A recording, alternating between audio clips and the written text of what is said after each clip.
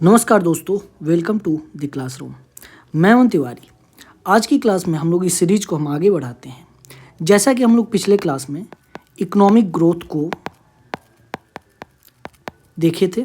Economic growth होता क्या है और इसके लिए हम लोग जीडीपी को देखे थे कि जीडीपी का क्या रोल है। जीडीपी एक तरह का मेजरिंग रॉड होता है जो कि इकोनॉमिक ग्रोथ को मेजर करने के लिए यूज किया जाता है। हम लोग उस क्लास में जीडीपी क्या होता है इसको देख लिए थे। अब इस क्लास में हम लोग जीडीपी को कैसे मेजर करते हैं, मेजर कैसे करते हैं, इसको हम लोग देखने वाले हैं आज की क्लास में। तो आज की क्लास में हम लोग रियली मतलब अगर हम लोग इंडियन इकोनॉमी को लेके चले तो इंडिया का रियल में जीडीपी होगा कितना, हाउ मच ये हम लोग आज की क्लास में जानने वाले हैं। ठीक है, how much GDP of India economy ये कितना होगा ये हम लोग आज की क्लास में जानेंगे। तो चलिए स्टार्ट करते हैं आज की क्लास। तो आज की क्लास स्टार्ट करने से पहले ये देखते हैं कि कंपोनेंट ऑफ जीडीपी को तीन तरीके से मेजर किया जाता है।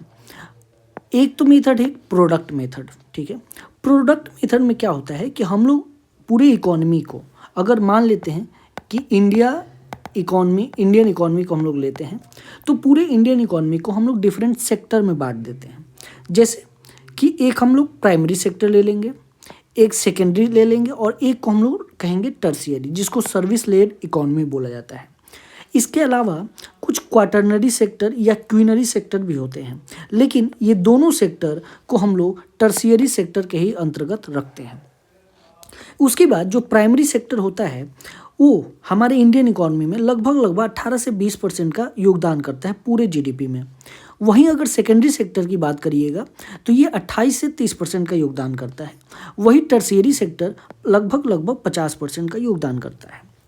जो प्राइमरी सेक्टर होता है उसमें क्या क्या आता है, उसमें एग्रीकल्चर एंड एलाइड सेक्टर आता है। एग्रीकल्चर एंड एलाइड सेक्टर में क्या क्या होता है, हॉर्टिकल्चर जिसमें fruits, vegetable and others product, फिर एग्रीकल्चर जिसमें food grain, oil seed, sugar cane, cotton, jute, मिश्रा, फिर लाइफ स्टॉक, फॉरेस्ट्री, फिशिंग, ये सारा एग्रीकल्चर एंड एलाइड सेक्टर है। फिर इसके बाद माइनिंग एंड क्वेरिंग को भी प्राइमरी सेक्टर में ऐड करके फिर हम लोग जीडीपी कैलकुलेट करते हैं।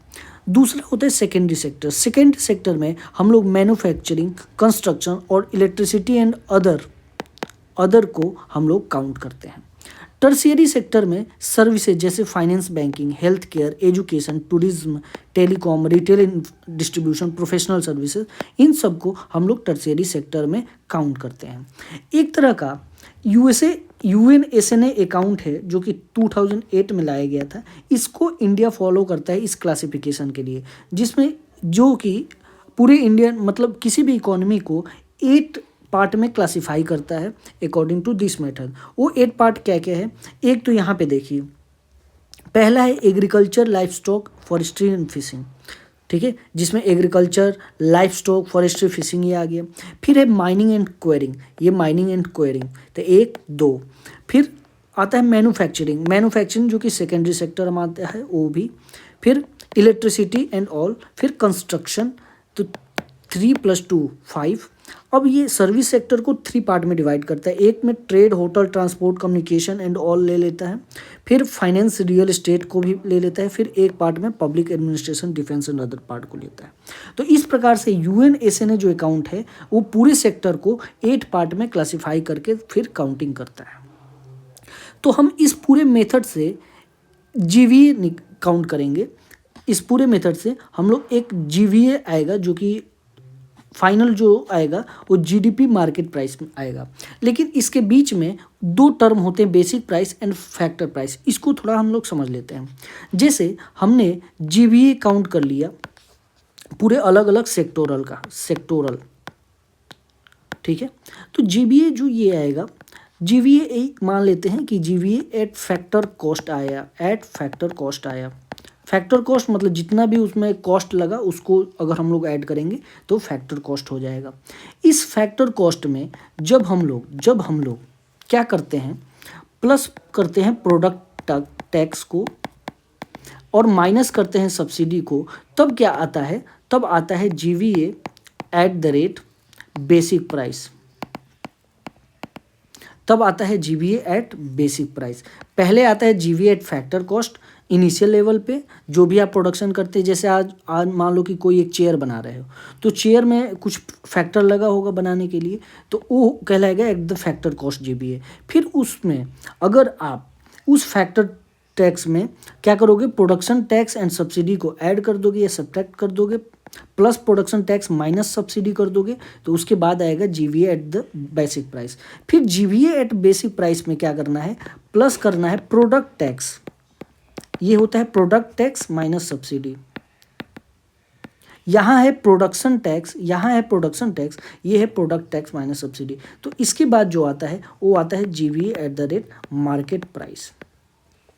तो हम लोग 3 लेवल से होके गुजरते हैं मार्केट प्राइस तक आने में, ठीक है। तो इस प्रकार से हम लोग जीडीपी को प्रोडक्ट मेथड से काउंट करते हैं। दूसरा एक मेथड होता है जीडीपी को मेजर करने का, एक्सपेंडिचर मेथड। मतलब हम लोग किस प्रकार खर्च करते हैं अपने पैसे को। मतलब अगर हमारे पास वाई या अगर रिप्रेजेंट करें क्यू से, तो क्यू अगर हमारे पास जीडीपी आ रहा है तो किस प्रकार हम लोग खर्च किए हैं तब आया है। इसका एक मेजर हम लोग ये भी देखते हैं, वाई इक्वल टू सिजगम होता है प्लस एक्सपोर्ट माइनस इंपोर्ट। तो ये कैसे होता है, इसमें सी क्या है, कंजम्पशन है, तो ये है कंजम्पशन, जिसको प्राइवेट फाइनल कंजम्पशन एक्सपेंडिचर कहा जाता है। तो इसमें अगर हम लोग देखें रियल जीडीपी में इंडियन इकोनॉमी के अनुसार लगभग 55 से 56% का योगदान रहता है, और अगर नॉमिनल जीडीपी के अनुसार देखिएगा तो लगभग 60% का योगदान रहता है। गवर्नमेंट का अगर कंजम्पशन हम लोग देखेंगे, यानी कि जी वाला पार्ट देखेंगे, तो ये लगभग 9% का पार्ट रहता है। एंड नॉमिनल जीडीपी में, ये नॉमिनल जीडीपी है, ये रियल जीडीपी है, तो नॉमिनल जीडीपी में 10% का लगभग योगदान रहता है। फिर हम लोग देखेंगे आई वाला पार्ट, इन्वेस्टमेंट वाला पार्ट। तो ये इन्वेस्टमेंट पार्ट है, ये किस किस चीज़ से बनता है, gross fixed capital formation plus change in stock plus valuable, इन 3 चीज़ को मिला के इन्वेस्टमेंट बनता है। इसका योगदान अगर हम लोग देखेंगे तो इन सबको ऐड करने के बाद आता है, तो वो लगभग 32.9% आता है। ये इन्वेस्टमेंट 32.9% के अप्रॉक्स आता है। फिर अगर एक्सपोर्ट की बात करेंगे तो एक्सपोर्ट लगभग 21% ऑफ जीडीपी है, ठीक है। वहीं अगर इंपोर्ट की बात करोगे तो इंपोर्ट लगभग 22% और 23.5% है। तो इसमें क्या होता है, एक्सपोर्ट माइनस इंपोर्ट जब आप करोगे तो हम लोग हमेशा करेंट अकाउंट में डेफिसिट में दिखाया भी जाता है। करेंट अकाउंट जो हम लोग वहाँ देखते हैं बैलेंस ऑफ पेमेंट में, यहाँ भी हम लोग देखते हैं कि एक्सपोर्ट हम लोग कम करते हैं, इंपोर्ट ज़्यादा करते हैं, तो ये हमारा निगेटिव हिस्सा ही रहता है। जीडीपी में भी ये निगेटिव हिस्सा दिखाया जाता है। तो इस प्रकार से हम लोग एक्सपेंडिचर मेथड से consumption, investment, government expenditure, export और इंपोर्ट को दिखाते हैं, और उसका जीडीपी में क्रमशः कितना कितना % योगदान है वो हम लोग मोटा मोटी अप्रॉक्सीमेटली देखें, ठीक है।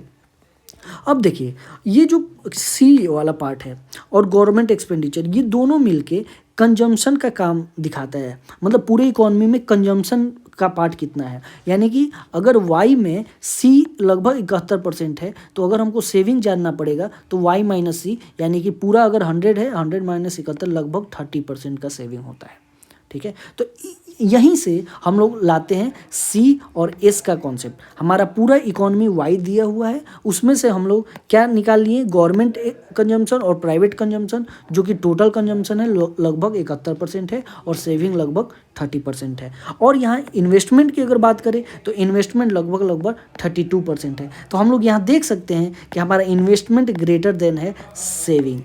तो हम लोग इस चीज़ को फिर हम लोग बाहर से कहीं डोनेशन लेके इस चीज़ के कमी को हम लोग पूरा करते हैं। तो ये रहा जीडीपी कैलकुलेशन एक्सपेंडिचर मेथड से।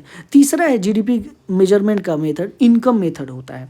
इनकम मेथड में क्या क्या हम लोग लेते हैं, पहला कंपनसेशन ऑफ एम्प्लॉयज़, जिसमें क्या क्या आता है, wage, salary, pension, bonus, employer contribution to public fund. फिर रेंट जो भी आपके लैंड और बिल्डिंग से आ रहे हैं income, interest, income from capital से जो भी इनकम आ रहा है, प्रॉफिट जिसमें कॉर्पोरेट प्रॉफिट, डिस्ट्रीब्यूटेड प्रॉफिट मतलब डिविडेंड, अनडिस्ट्रीब्यूटेड प्रॉफिट, ये सारे प्रॉफिट का पार्ट होते हैं। मिक्स्ड इनकम जिसमें सेल्फ एम्प्लॉयड इंडिविजुअल की इनकम काउंट की जाती है। और इन सब के ऐड करने पे जो हम लोग को आता है वो GDP at the rate factor cost आता है। इसमें से जब आप क्या करोगे, net factor income from abroad को घटा दोगे, मतलब आपके पास जो जीडीपी आया इसमें क्या करोगे, net factor income from abroad को ऐड करोगे, तब आपके पास क्या आ जाएगा, जीएनपी आ जाएगा, जीएनपी एट फैक्टर कॉस्ट आ जाएगा। जीएनपी में माइनस कर दोगे, यानी कि कभी भी जब जीएनपी में माइनस करोगे डिप्रिसिएशन को तो आ जाएगा नेट, तो ये आ जाएगा NNP at the rate factor cost. तो यही एनएनपी एट फैक्टर कॉस्ट कहलाता है national income of India. Very important है कि national income of India income method से काउंट किया जाता है और एनएनपी एट फैक्टर कॉस्ट कहलाता है। ठीक है, अब हम लोग एक और कॉन्सेप्ट पे आते हैं। जैसे ये जो है इनकम मेथड का कॉन्सेप्ट जो कि जीडीपी कैलकुलेशन में हेल्प करता है, ये एक्चुअल में फैक्टर मार्केट में इक्विलिब्रियम सेट करने के लिए यूज किया जाता है। वहीं अगर हम एक्सपेंडिचर मेथड से देखें तो ये हमारा डिमांड बताता है, ये हमारा इकोनॉमी में डिमांड बताता है। वहीं अगर हम लोग प्रोडक्ट मेथड से जो जीडीपी काउंट किए हैं, ये हमारी इकोनॉमी में सप्लाई बताता है। ठीक है, तो इन तीनों मेथड का अलग अलग काम है। अब इसी को हम लोग यहाँ पे एग्रीगेट करते हैं। जैसे एग्रीगेट डिमांड जो है पूरी इकोनॉमी में, अगर मान लीजिए इंडिया हमारा इकोनॉमी है, तो इंडिया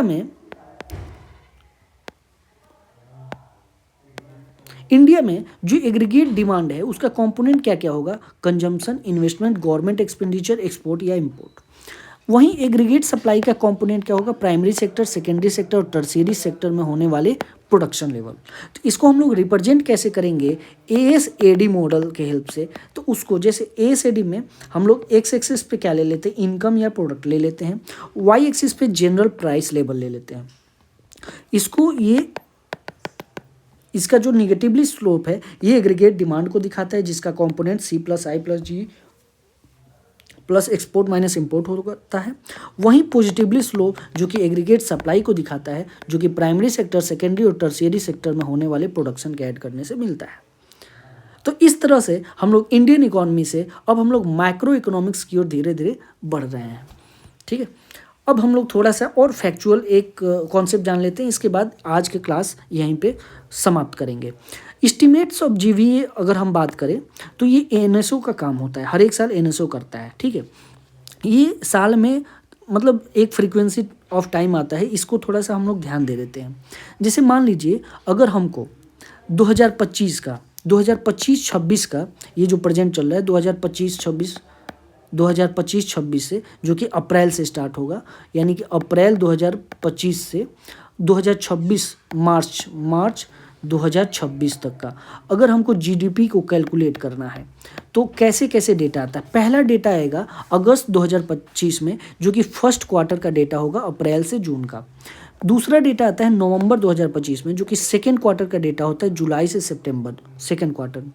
जनवरी 2026 में, यानी कि इस साल जनवरी 2026 में फर्स्ट एडवांस एस्टीमेट आता